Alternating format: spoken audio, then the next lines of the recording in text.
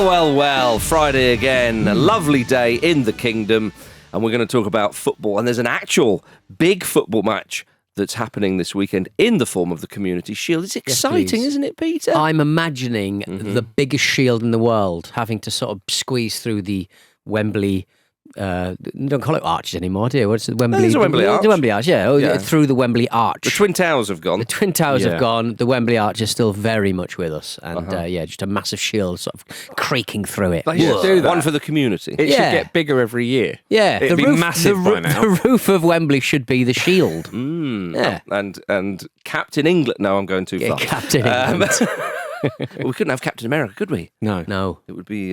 Copyright infringement. There we are, you see. This is a repeat of the FA Cup final.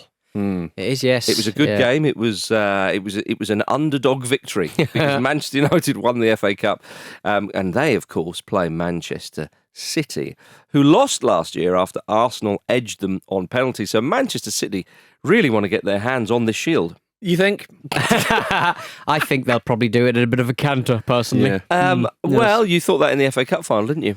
I did think that in the FA Cup final. Struggling to remember your prediction, aren't you? Yeah. I think that only 8 teams that have won the Community Shield have then gone on to win the Premier League. So if you're into your woo-woo bullshit, maybe it's better for you to lose it. And who knows what Pep thinks. Okay. Yeah. I mean, I'm not into that, but I do think that it's always good to win a football match. It is, yeah. Well, that should be the team talk. Can we win this football match, lads? It would mean a heck of a lot to some people. Yeah. It's a super friendly, isn't it? It's basically? super friendly. That's what they should call it. You have Super Cups, don't you? Like in Spain, whatever they call it. No, I can't remember. I forget which one, but some of them are called Super Cups around the continent. It's always the super friendly cup. It's always a surprisingly ill-tempered affair, the Community Shield, isn't it? Really, I think it's fair to say. Yeah, there's always a bit of spice to it. Do you think that's? And we see that in pre-season games. There was Southampton. Was it Southampton Lazio last night or recently? Well, there was a brawl and people grabbing each other. They're just getting it out from Southampton Lazio. Though. Southampton Lazio. Why are they playing? Hang on, you say it as if that's a reoccurring fixture. The Anglo-Italian Cup's back. Yeah, it was a grudge match everyone forgot about. Lovely. But it's a chance for people to go, does this count towards the season total? No, fine. I'm throwing elbows. Yeah, exactly, yeah. I don't know, like if there was some quirk of like British law where it's like the Purge. It's like the Purge, but with football. Well, I was going to say, if you could speed on the Isle of Wight, for example. Yes, okay. You know, Can you speed on the Isle of Wight? Am I going to get points for this? I mean, by the way, for the record, you are. All right. So don't. Can I do donuts on that oil platform? Yeah. Sealand or whatever they call it. Exactly, like a speaker's corner sort of thing. What can I do on that thing? On Sealand? Yeah, I wonder what their rules are. Yeah. Yeah, something to ponder. So let us know if anyone lives on Sealand.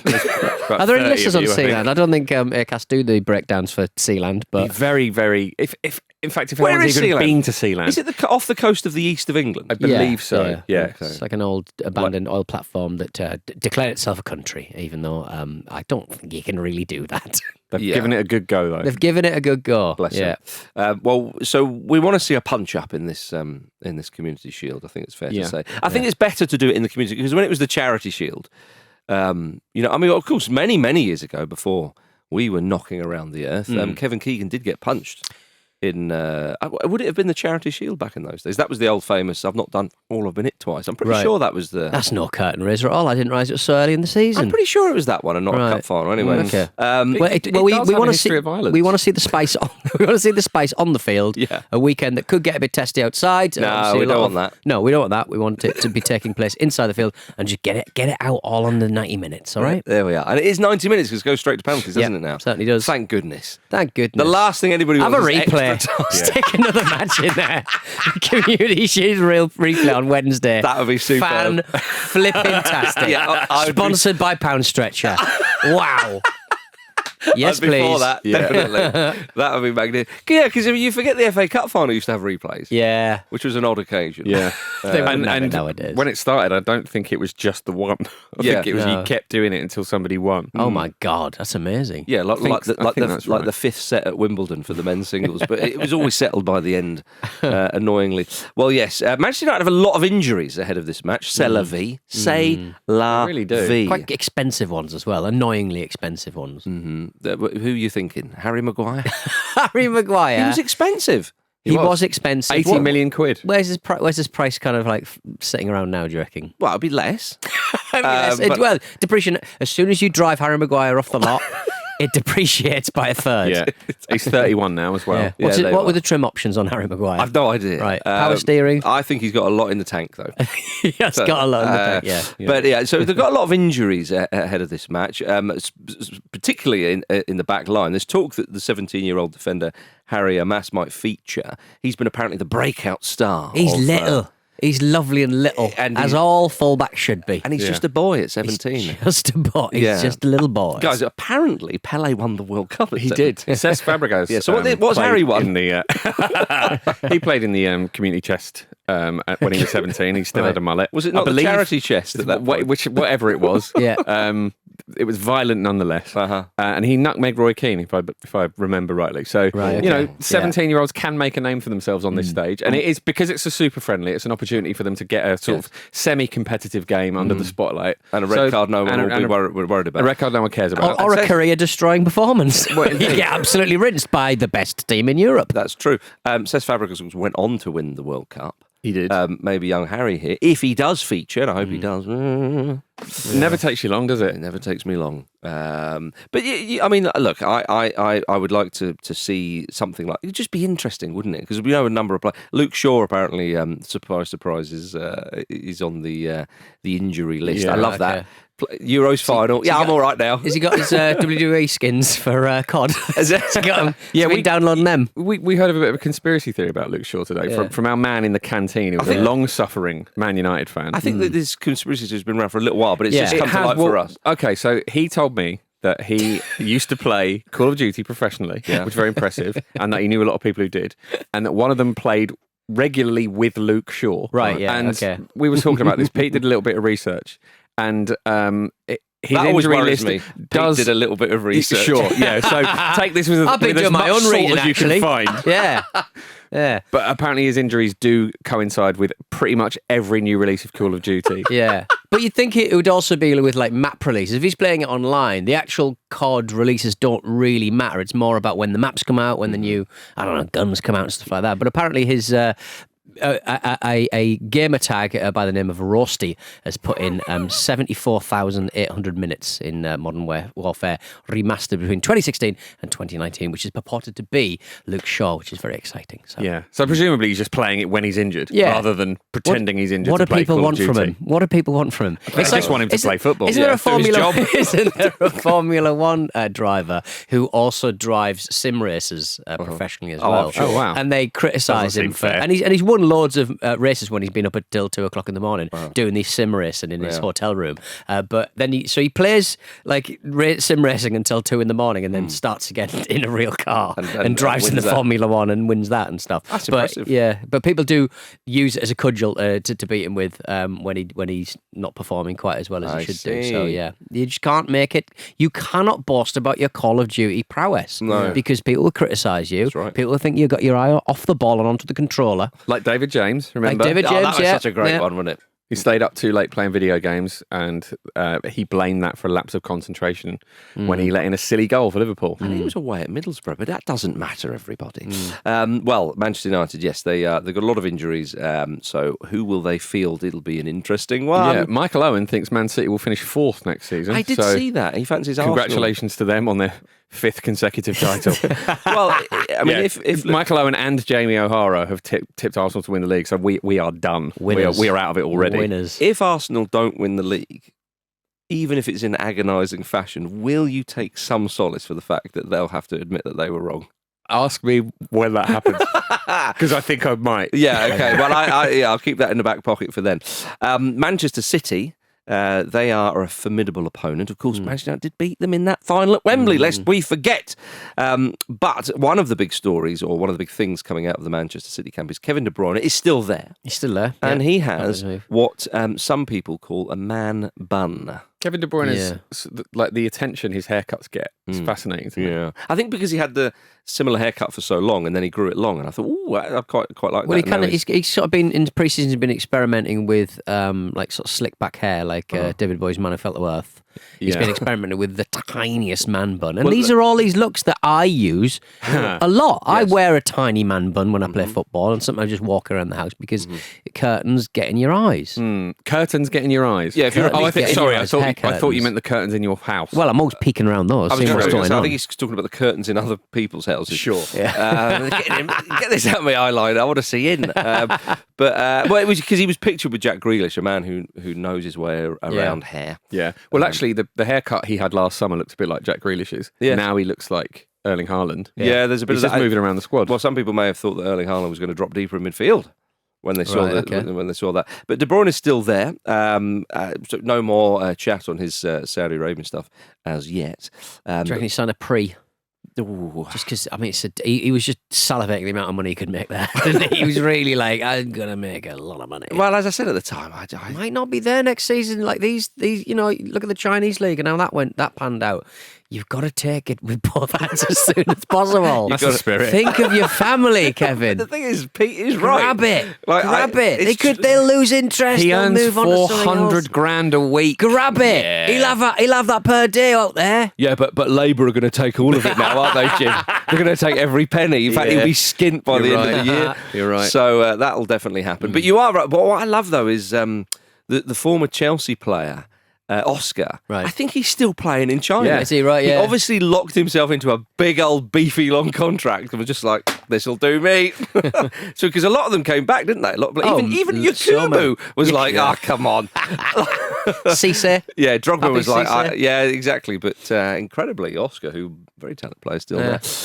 But there we are. But back in this Manchester derby that is the Community Shield, Eric Ten Hag has expressed his belief that Ruud van Nistelrooy will inspire the Manchester United strikers this season. It's nice to have a Dutchman on the bench doing the striker training. I think of Jimmy Floyd Hasselbank at England. Sure, yeah.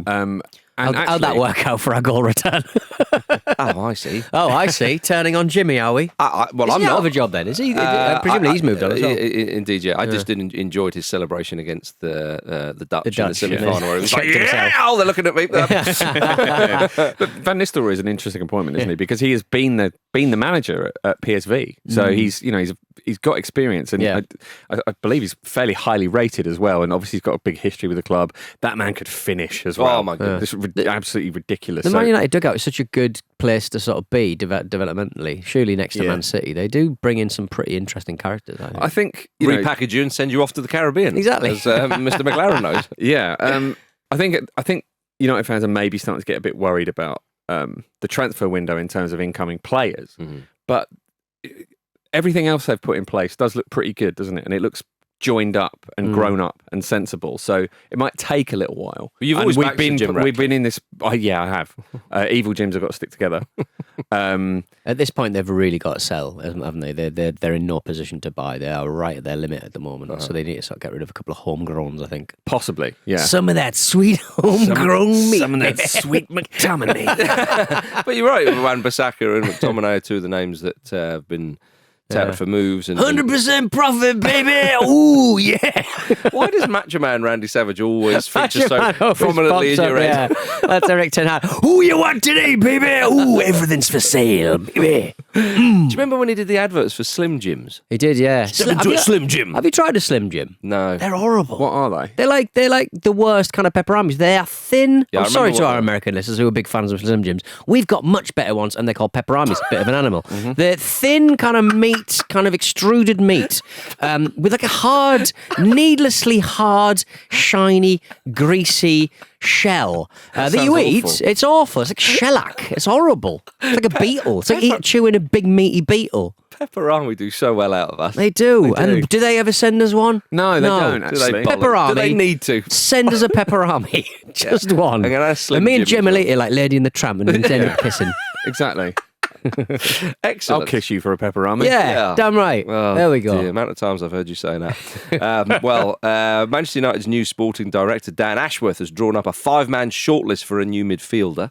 Sofiane Amrabat's loan deal ended in the summer, by the way. He's still on the club's website, though. So maybe they've fired a lot of IT staff, Marcus. I wouldn't be looking at their website for any up-to-date information. Why is Steve Bruce on it? Alan Brazil. Yeah. I reckon if you're going to hack the Man United website, it's probably a good time to do it. I would say. Yeah. I was in charge of a government website once, and it was around about the Tony Blair war crime kind of call, and some people hacked it with some very graphic some images people. of the wages of war, let's say. Oh. And I came up to work and it was a pretty graphic dead person on the website. As website issues, it was a big one for me that morning. How on earth did you get that job? Good point. I'll tell you why, because I knew the acronym FTP. Okay. File Transfer Protocol. And you're in. That was the only question they asked me. Recruited. You got the job, kid. Straight out of That's university. how the government works. Yeah. Do you know what this means? FTP or whatever you said. Thanks, Office Angels. There we go. The greatest of all the temp agencies. Taking literally half of my fucking money for years. Okay. Dad. Office Angels. Well, Dan Ashworth, of course. Went from Newcastle to Got a lot of time to drop the shot list. He did gardening leave. Sounds like busy work, this, doesn't it? It does. Made another list. Yeah. I've done the PowerPoint. Can't afford any of them. Yeah, remember what I told you at the start of this, okay? You need to be more creative. I mean, you're right, Jim. That you get Ashworth in. Now, I understand that there's the financial stuff. Do you think people have expected a little more from him? Or do you think his hands are tied? Which, if they are, why did they go for him? It's a good question. Blame him. I don't know if people would expect him to immediately sort of transform the club in essentially the one window, right? Don't think any realistic person would think that. Okay, fine. Football is full of non-realistic people. True. Yeah. That is true. I mean, they are. But they're all children on Twitter, so it's a good point, you've got to disregard that.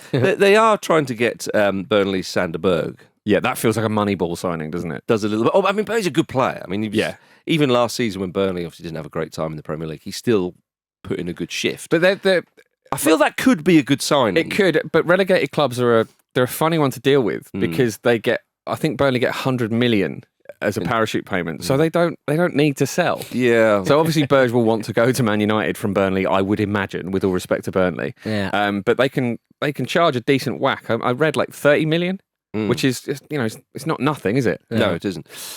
Well, Paul Scholes recently said that he's struggling to get excited about Manchester United's upcoming season. Paul Scholes, during the Euros, on his Instagram story, wrote a post about how he'd like England to line up. Was he on the left?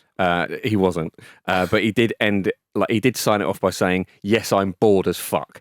He is a professional pundit explaining that he is talking about football because he's bored as fuck. Of course he's not excited about Man United's forthcoming season. Give him a toe to nibble on. Yeah. Think about their toenails. 110 of them on the field. They are, you see. That's where he's at his happiest.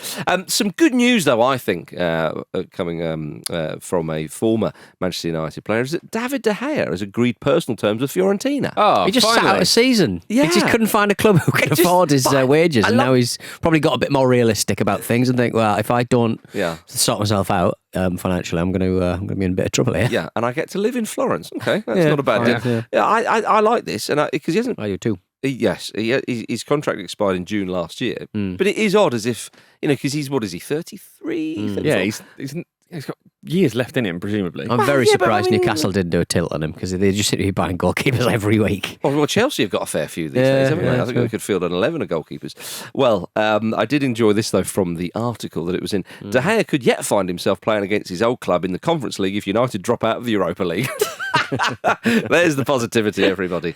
Well, with Manchester City, they're a fine side, of course. And Pep Guardiola has said, though, that he will do shorter team talks this season after the club's £2 million fine for kicking off late in numerous fixtures. You should have been doing that anyway, shouldn't you? Just one more thing, guys. Everyone's like, tried. The bell went ages ago. No. One more thing. You could just imagine it, couldn't you? Yeah, like the fucking bleep test. Just, another one. He absolutely loves it. But how are we feeling about Manchester City's Community Shield and title aspirations this year? I mean, they still are the favourites, aren't they, Peter? I just think that with every passing season, Marcus, that Arsenal can't drop a single point. So it's just like, it just ramps up the pressure. It doesn't ramp the pressure on them, it ramps up the pressure on Arsenal. And football's become very, very dull in a weird way. It's 3-0 now. It's 3-0, you're losing the title. 3 points or you're losing the title. It seems absolutely insane we've got to this place. Yeah, well, I remember Paul Merson saying towards the end of last season with regards to Arsenal, he said that if they don't win the league this year, like, what does that do to you? Yeah. And we know with the Liverpool, obviously, they did win a league title, but they came so close, and they kept that intensity. But then eventually, under Klopp, it did sort of drop off in the league itself. Finish your story, Arsenal. Yeah. Well, so with Arsenal, it is like, Pete's right, you have to be... even if you are 99% perfect, it's not quite enough. I do think, though, actually, because City is such a winning machine, that the pressure is actually slightly less. If the points totals were lower and you kept just missing out, I think that might be like, oh God, that might get in your head a bit more. But it does feel like you're playing the computer. Do you know what I mean? Yeah, I know what you mean. So I think actually, I don't know that it's as dramatic as that. But we'll see, won't we? Yeah, I mean, clearly Arteta's not going to go, yeah, all right then. What's the point? Let's just settle for fourth. Play with a dog. Yeah. Go home. But does it mean that, like, just for the sake of football and the soul of football, every team are just going to be working that a little bit harder at the start of the season just to give us something to blooming chew over? Maybe. To beat them. They got Chelsea up first. Yeah. So Ignore see. what I just said then. Yeah, well, they got the Community Shield first, I think, Yeah. which is an important fixture. John Brooks was supposed to referee that game, but he had to excuse himself this week because of an injury. Ooh. And Jared Gillett is refereeing instead. So Big Jared is in charge of this game. Speaking of refereeing and VAR, as we definitely were, did you see in Brazil, in the Copa do Brasil, as they call it, the Palmeiras manager, Abel Ferreira, was sent off after he was VAR'd. Yeah. Right. He was VAR'd because in the toings and froings of being on the touchline as a manager, he grabbed his crotch apparently while celebrating a goal.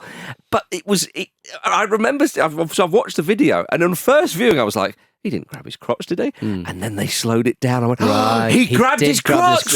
I don't think they should be using VAR for this sort of thing. No, I don't think they should be either. But when they are, like it was so like, yeah, you are caught red-handed there.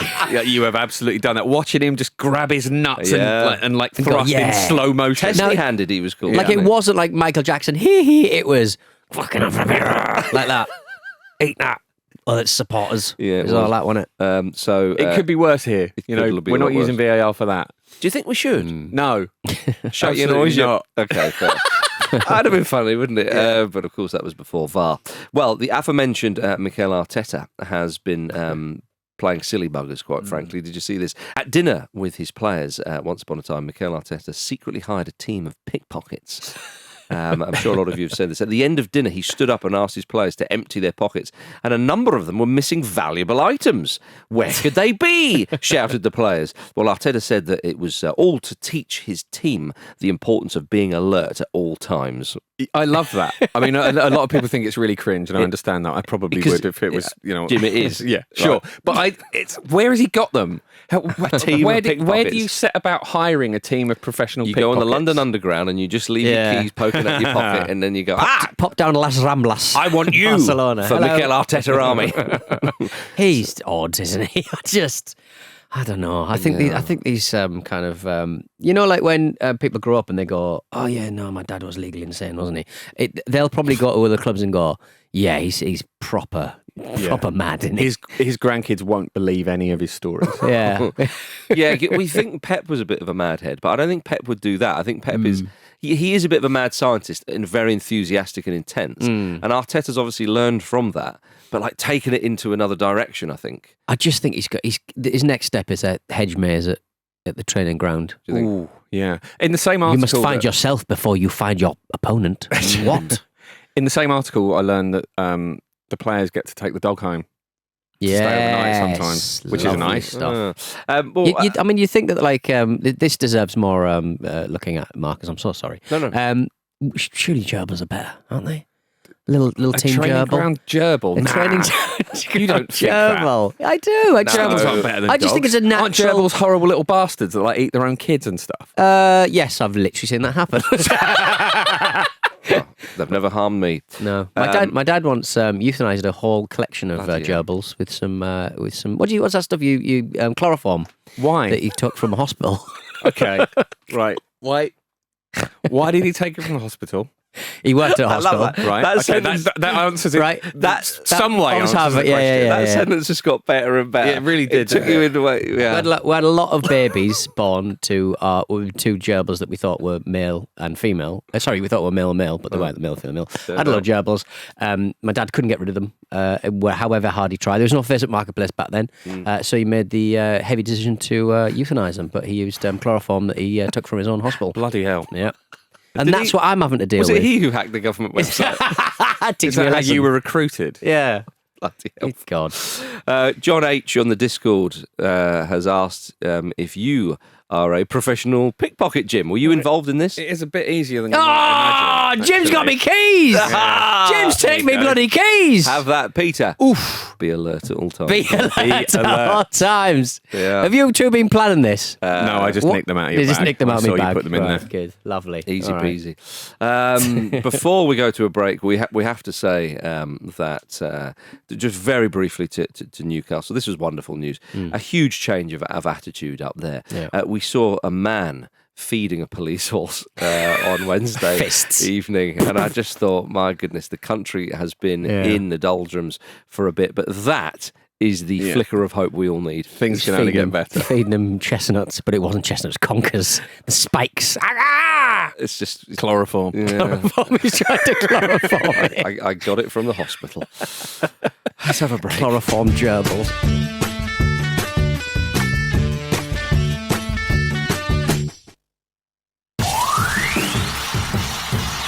What song would you listen to in the dressing room before a match? It's a bit of a strange one, actually. I was telling my kids this the other day. So I'd normally get on the massage bed with Rod, and I'd actually put Susan Boyle on. So it's a bit strange. Wild Horses. Did you? Yeah. I don't know, it just helped me settle down, I think. Welcome back to the Football Ramble, everybody. More on Wayne Rooney later, who never ceases to amaze these days. Yeah, that's more about Wayne Rooney, not more on Wayne Rooney. Just want to clarify that. Fair enough. The championship season kicks off tonight. Yeah. How about that, Peter? How about that? 15 rounds of games tonight. Yeah. Newly relegated Sheffield United head to Harsh. Preston. Yeah, very, very harsh. Yeah, that's what's written in front of me, baby. Heading to Preston, Blackburn Rovers hosting Derby County. Some big names, some big teams, some big matches. Good fixture for Derby coming up. Starting with troubled Blackburn. I think I'll get something out of that. Yes. And Borough. I would very much like to see them back in the Premier League, if that's all right. You do like Middlesbrough. I do like Middlesbrough. I'm But close to Middlesbrough. Yes, but they don't like Newcastle, do they? But he's not from Newcastle, is he? No, So he I'm can not. just but the broadly football enjoy the local area. Or in between. Have the Saudis won them over as well? No, I think they missed out, didn't they? Carrick's sticking with that team because he had some job offers, didn't he? It would be. Well, I mean, he was very, very loosely touted with the England job. Yeah. More on that later. Not Carrick, the England job. But yes, I'd like to see Carrick do something with Middlesbrough. I think he's quite an exciting young manager. We've not yet seen a situation where Newcastle have a direct rival in the same division under the Saudis. That they could badly misjudge that. What, to start just getting involved in like subterfuge? Yeah. Right. Yeah, I agree. The North East deserves better, and it always has deserved better. Sunderland should be up there, and Middle should be up there, but it's just not happening, is it? Because they need you back. Because of Martin O'Neill's spending. Fair enough. Portsmouth take themselves and Matt Ritchie up to Ellen Road tomorrow for their first game back in the Championship in 12 years. That's a great fixture to be back to, isn't Matt it? Ritchie absolutely kicking 7 bells out of everyone. He doesn't know how to play if he's not coming off the bench. He's going to go absolutely insane. You think He's going to be walking up in his horse lorry. Yes. But Ellen Road's a great place to go. Yeah, it's a brilliant start. It is. It really is. He'll be working the crowd somewhere rotten, won't he? I think so, yeah. Oxford United are back in the second tier for the first time in 25 years. Yeah. Which is quite incredible, really. They're hosting Norwich City. And the big news coming out of Oxford United is that they've, and supporters of that team will be very pleased to know that they've brought in birds of prey to stop the pigeons jobbying on the fans below and the fan seats, because there's been a big problem there. Now, Right. and when it's a sellout, which you would imagine it would be more regularly in the Championship, because that didn't always last season, supporters can't move seats. But there's pigeon jobby everywhere. People trying to sit. I'll go and sit over there. We can't sort of sell out. So it's a problem. So they've brought in the birds of prey To have a stern word. to have a very stern word. Apparently, though, according to the article, this was in the structure of the Oxford United Stadium offers perfect roosting and nesting opportunities for the pigeons. So have Oxford United only got themselves to blame, Peter? Well, I mean, could you not just get a bit of what's that, expanding form? Just make a big canopy of expanding. Well, it's expanding form, I suppose. Yeah, just a big canopy of expanding form. I think this is a job. Surely this is a job for your dad. Yeah, exactly. Just in leather gloves, like just wandering around the girders of Oxford United's ground up high. Tougher brief with an animal that can fly, isn't it? Drawn with a rag on it. Oh, he's dropped it on a pensioner. Shall not survive that. Oh, he swore he'd never do that again. He dropped it on me, ma'am. Dear. I think Oxford United, if this doesn't solve the problem, we've given you an option there. Yeah. So hopefully there'll be no Pigeon crap and they can enjoy. But I mean, Norwich City coming into town again, lovely fixture for them. Yeah, lovely fixture. Back in the top flight, 25 years. You want to see the big clubs, and there you go. Now Wayne Rooney, he of Susan Boyle fandom. His first game as Plymouth Argyle manager is away at Sheffield Wednesday. Again, another lovely fixture. Lovely fixtures all round in the Championship. We've only got 3 matches of Wayne Rooney before he gets fired. I think we all know how this one's going to end. You're giving him 3. I'm giving him 3. Right, Yeah. okay. Well, I don't know. What's the expectation there? Yeah, he's not expected to get them promoted, is he? So I think we all want Wayne Rooney to be really, really good at management, and I think it'll probably be okay. I think the thing is though, it's give him more time to pod. That's but it's not easy going to a club who have fallen on hard times in sort of fairly recent years. In the grind of the Championship, as Rooney himself knows, is quite a tough thing. I'm intrigued to see how it goes. I hope it goes very, very well, because if it doesn't, or even if it's just okay, still certainly in managerial terms, quite young. Where do you go after that? But look, we're all talking about as if he's already failed, so let's, he clearly really, really wants to do it. Yes. He doesn't need to be a manager, does he? Let's be honest. I'm sure he's set for life if he wants to be, or has the options to make money in punditry in other and ways. Yeah. Especially with his interests as well. Like he's not like, he doesn't like Fabergé eggs or anything. No. He likes punching. You can do that just on a punching budget. machines. And how many of those can you have? They're all the same, I'd imagine. He liked computer games, doesn't he? There was that clip of him. Remember, we played it out in this very show where he was threatening to beat the other bloke up who was hammering him, which he said, it was just a joke. Your tone betrays that. But anyway, you were going to say, Jim. But yeah, I think, he's getting stuck in because he really wants to be a manager, and he clearly wants to be among football and still having an influence on it and still partaking in it.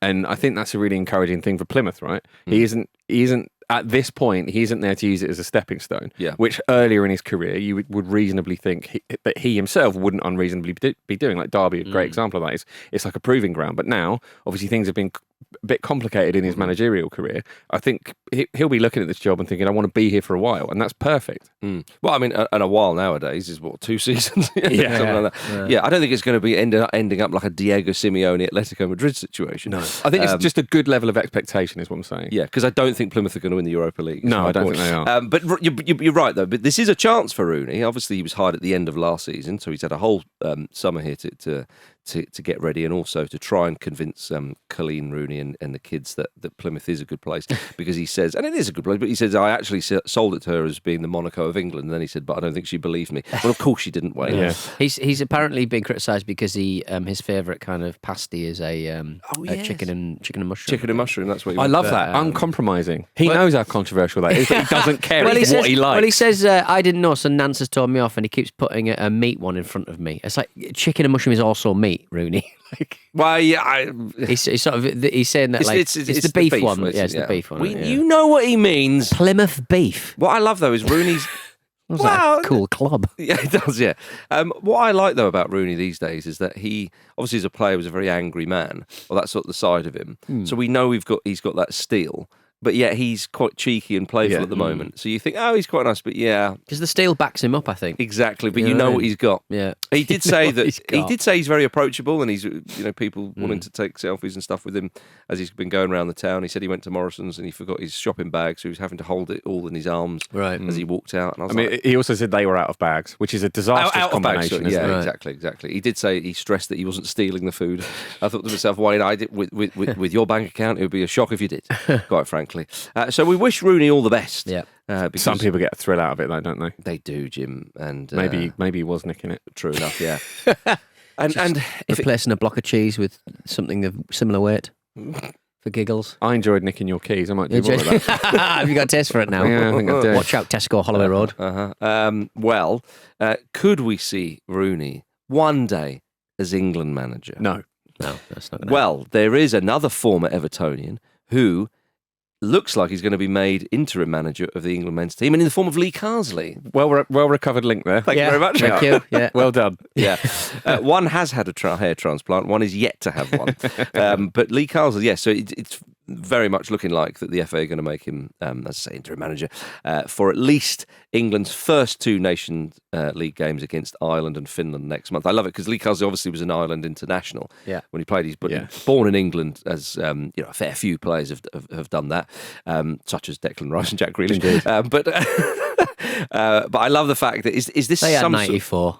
They had 90 and 94. All those players. And 2002. Yeah. But yeah, you can have Andy Townsend. What a trade-off. Oh dear. But I like. Is this a test?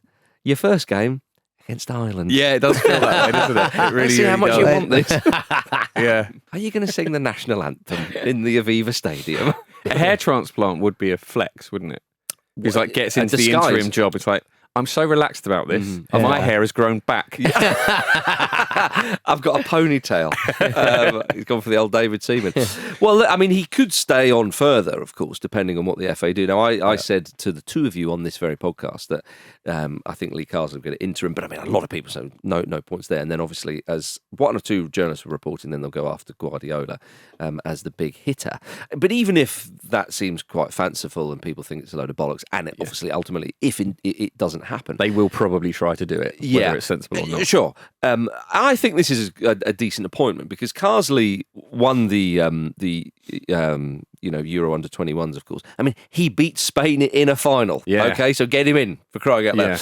Yeah. But his football was quite exciting. The players spoke very highly of him. It was attractive to watch, and also as well, promoting from under 21 to England manager. Obviously, Southgate is the example there. I think it feels like there's a little bit more joined up thinking, and it's not just you can't say it's tokenism. Do you know what I mean? Because Lee Carsley wasn't an England international; he was an Ireland international. But I like this, and also it is a bit of a testing ground for him. Yeah, because he's not got a huge managerial career that others may have, but neither did Southgate, of course. The makeup of international football is changing, though, isn't it? We're seeing cool. We know this. Like Luis de la Fuente is a similar example. Yogi Löw as well.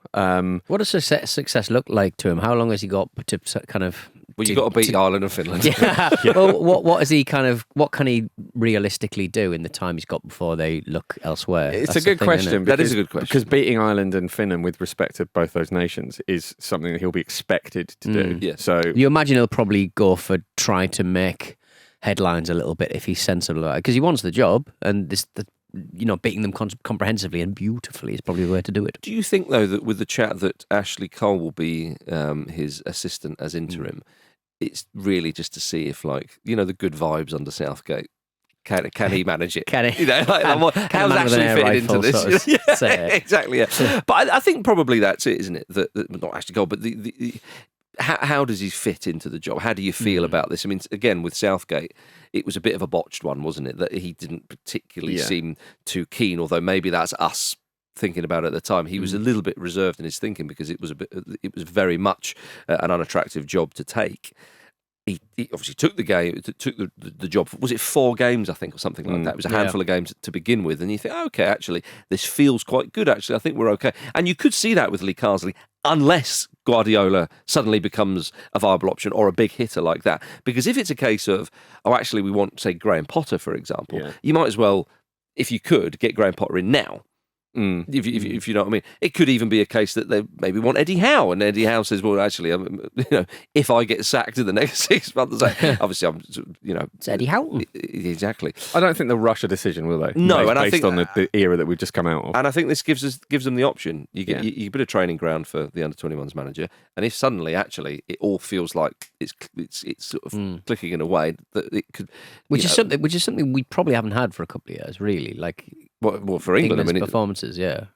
So apparently applications for the permanent job close at the end of July. Right. So Cars ball, better do it. They call it Cars ball, which I don't like. No. They should go for lethal fuzzle. Lethal fuzzle, like lethal bizzle. That's lethal, why they went for Cars. That's why they went for Cars. Let's be clear though. we've talked a lot about Pep Guardiola here, which might be utterly foolish, but he won't have to apply for the job. No. But end of July, did you say? He'll want to, though. Already closed. He will want yes. to. He'll want to just in the same way that people say that he makes problems to fix. He's very much a man who will work very hard on any application, I think. Oh yeah. I've got my resume here, and I just email it to us. I should have said yes. Of course, it closed at the end of July. It's done. If you're thinking of applying, it's not next July. Fine. So there we are. Bad luck, YouTubers. Yeah, sod off. Right, everybody, time for something completely different here. Let's go to South America, Paraguay, specifically. A team in Paraguay, Libertad de Piraí, won their first league title in almost 100 years last Saturday. Great stuff for them. Yeah. Well done. Nothing goes wrong. No, exactly. They organised an open top bus parade, which one would, especially it's a big celebration. It's been nearly 100 years. Nobody was alive for it. And of course, some of the team were nearly not alive to see the rest of the celebrations. Because as they celebrated on the bus, there was some overhead power cables, and the trophy was lofted in the air. The trophy got caught on these power cables and got fried. The trophy was still okay, but you saw the electric sparks and everything, and it was shitting hell. People nearly died there. It got caught up in them, didn't it? Yeah. And was essentially suspended in the air, tangled up in these cables. I mean, it's hard to sort of understand how much of an issue that would have been. Yeah. Do you know what I mean? Like a lot of the bus is it's insulated, so but you are touching the metal of the actual thing. That team was very close to death. Honestly, I did not enjoy seeing that video. I was like, and I'm me. Yeah. My dad chloroforms gerbils. It's horrible. Well, apparently locals tried their best to get the trophy back with a long stick-like object. Presumably a stick. Yeah. Well, any stick-like object is just a stick, isn't it? Yeah, I mean, I do feel that if you're trying to knock it down, I mean, I presume the fuse had blown at that point, or whatever they used for those things. No idea. I would be worried if you sort of hitting it with a stick might compound things a little bit. Yeah, well, just to be sure, someone carried the trophy away with rubber gloves and rubber-soled shoes on. Say someone like a thief. Like an opportunistic thief. Yeah. Like those lads who nicked like the Banksy. Like the Hamburglar. Yeah. Just turned up and nicked a trophy. Yeah. Like the guys who nicked that Banksy the other day. Yeah. Oh, yeah. I'll have that. So off they went. Gentlemen, Pepe has retired. Oh, terrible news. End of an era. I'd like to hear that. Is it terrible news? Yeah. Because then it'll be loose. Yeah. That's announced his retirement from football after 878 games, 34 trophies, and of course, 41 years of age on the clock. 17 red cards. Yeah. Fewer than Sergio Ramos, incredibly. But surely he's played more as well, no? Than Sergio Ramos? Yeah. Oh, I don't know. Surely. Surely. 878 games. No, I'm talking in terms of games. Yeah, 878 games. Why don't you have a look at that while Jim and I discuss our favourite Pepe moments? How do you spell Sergio Ramos? Well, of course, Jim, you were in the Bernabeu for a Madrid derby to witness, quite close, Pepe scoring a headed goal. Yeah, and I was sat next to you. Yeah, I know. I saw it. You did. Yeah, it was Pepe and Antoine Griezmann scored in that game, which was absolutely what we wanted. And as we left the ground, James Rodriguez drove off in his car looking very grumpy to have not featured. It was exactly what you want from a Madrid derby. But it was magnificent to see Pepe score. Pepe seemed old then, didn't he? Yeah. Like Pepe has seemed like he's on the verge of retirement for about a decade. That's right. And it's just incredible the way he kept himself going. He can grow his hair out now. He can, yeah. He can do what he likes. I mean, a great moment we had from the Euros, of course, when he did that sprint in extra time against, I forget which French player it was, and he managed to just about get back and make the tackle. But even when he played for Porto against Arsenal in last season's Champions League, you would not have known his age if you weren't aware of who he was. A remarkable player, and just it wasn't pretty. At times when he, in among those 17 red cards and shithousery and so on. Especially, when he was younger, it was a lot more chaotic and it was very easy to hate Pepe, wasn't it? Yeah, but he could obviously play, because you can't play for Real Madrid for that long. You can't have such longevity and win so many trophies and just simply be a brute. His desire to keep going and to keep winning that's the thing. I've said this before, and I'll say it again. Damn it all!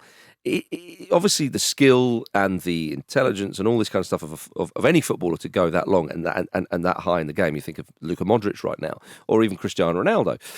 But the desire to keep doing it. That to me, that the hunger to keep wanting it and to keep playing at the top. He's not gone off to. Okay, fair enough. He went to the Portuguese league, but I mean, come on, 40 years old playing at centre half for Real Madrid was a tall order for anybody. But he's still playing in a proper league for a team who are expected to win pretty much everything. And to keep having that desire and hunger, that is extraordinary. And also straddle two very different eras, you'd probably say as well, defending wise. Like, you grew up and he was almost like a Paul McGrath kind of like head on everything, kind of like first to everything kind of defender. But he's playing in 2024 where everybody, has to be this ball playing footballer. Do you remember that goal he scored in 2008 against Turkey where he just 1-2'd it, drove it at the box and dinked it over the keeper? Like, he still had that about him as well. Definitely. So he's maybe like the blueprint for your Virgil van Dijks. Well, it's like world. Sergio Ramos. Sergio Ramos, his partner in crime, and it was a crime a lot of the time. Again, could play the ball with his feet, finish, great header of the ball and all the rest of it, but yet had that side. I mean, that centre-back partnership is one of the all-time centre-back partnerships, in you'd say in the history of European football. Just in terms of what they won together. Two monsters. Yeah, absolutely, yeah. Awful to play against. Oh, my goodness. Can you imagine, though, that again, they give you nothing. Yeah. Absolutely nothing. But an extraordinary career, absolutely incredible, and won pretty much. I mean, the only thing really missing was the World Cup. I mean, come on, but he has that Nations League win as well. He certainly does, and I wonder if we'll go into management. Oh. If he did, and he came into the Premier League, for example, he wouldn't be the youngest manager, like right now. Yeah, which is great. Yeah. Pepe's actually got less or fewer appearances in league football than Sergio Ramos. Yeah. And presumably the international appearances are probably about the same, roughly. So, yeah. Incredible. Absolutely incredible career. Yeah. He must hold the record on transfermarket.com of stamps on Leo Messi as well, which I think is... He was way more rough on Messi. I don't know, Ramos again would be... Ramos, but I think he was always the one who I always seemed to see him grazing in the back of Messi's legs. I bet it's exactly the same amount as they shared them out. Yeah. They definitely shared them out, but 141 international caps. Wow. That's a lot. That is a lot. Yeah. Not as much as Sergio Ramos, 180. Yeah, and probably 180 caps. I know. But playing in that Portugal side where they had their 2016 win, but like precious little else to kind of call upon emotionally, I suppose. But well, I mean, they've gone deep in tournaments. But I mean, but he was what? Jose Font was his centre-back partnership for that tournament. Was it Bruno Alves? Yeah, he was involved. So Pepe wasn't the scary one for a bit. Yeah, I don't know how much he would have started in that tournament, but he definitely would have. He definitely featured in other ones as well. But Portugal, they've produced some gloriously talented players, as we know, and they've got a few brutes in there. Yeah, and they've got the trophies to back it up. Everybody, thanks to that man Pepe. Incredible. And just the outpouring of love from his former teammates as well. Go well, Peps. Yeah, go very, very well indeed. Thank you for watching a clip from the Football Ramble podcast. Don't forget to like this video and subscribe to the channel so you don't miss an upload. A single upload. Don't miss out on the uploads. The uploads are important.